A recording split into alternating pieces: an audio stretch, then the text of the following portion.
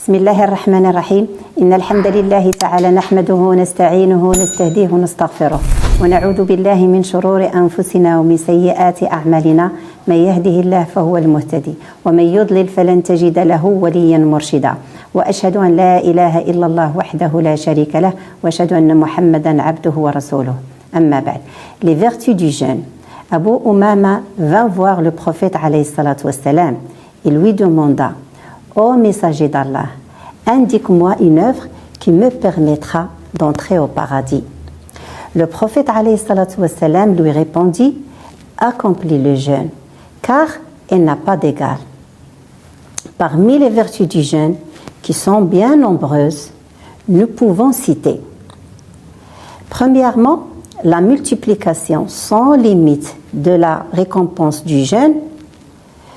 En effet, Allah n'a pas déterminé la récompense du jeûne.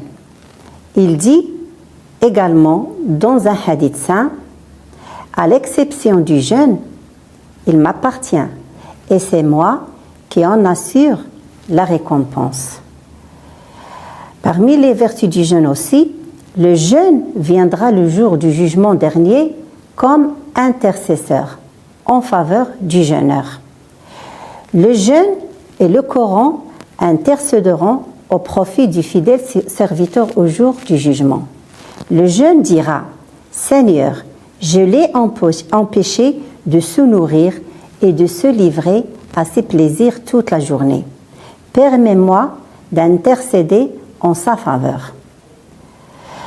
Parmi les vertus du jeûne aussi, l'invocation est exaucée durant le jeûne et au moment de la rupture du jeûne.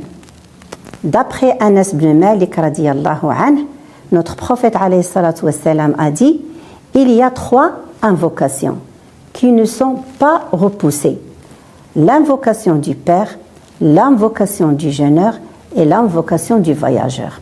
Parmi les vertus du jeûne aussi, les jeûneurs seront invités à entrer par une porte au paradis qui s'appelle Rayyan.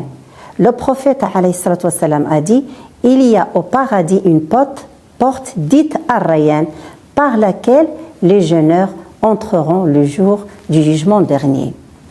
En général, les bienfaits du jeûne ont un impact considérable sur la purification de l'âme et l'affinement des cœurs et la consolidation physique.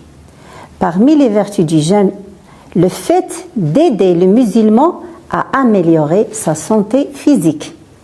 Il est prouvé scientifiquement que le jeûne est une méthode de désintoxication naturelle, procurant une perte de poids, favorisant un dégraissage général qui permet ainsi un renouveau psychologique. Le Ramadan doit être une saison d'éducation pour promouvoir l'éthique et les bonnes manières.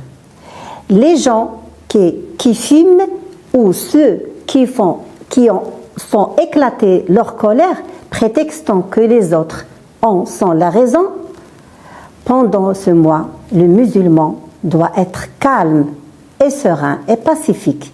Si jamais quelqu'un l'insulte, sa réponse doit être: je jeûne, sans lui rendre les insultes. Le prophète alayhi salatu wassalam a dit: lorsque vous jeûnez, point de rapport sexuel et point de perversité pendant le jeûne. Pendant ce mois, le musulman a tant de choses à apprendre sur le plan de l'éthique et celui de la pratique.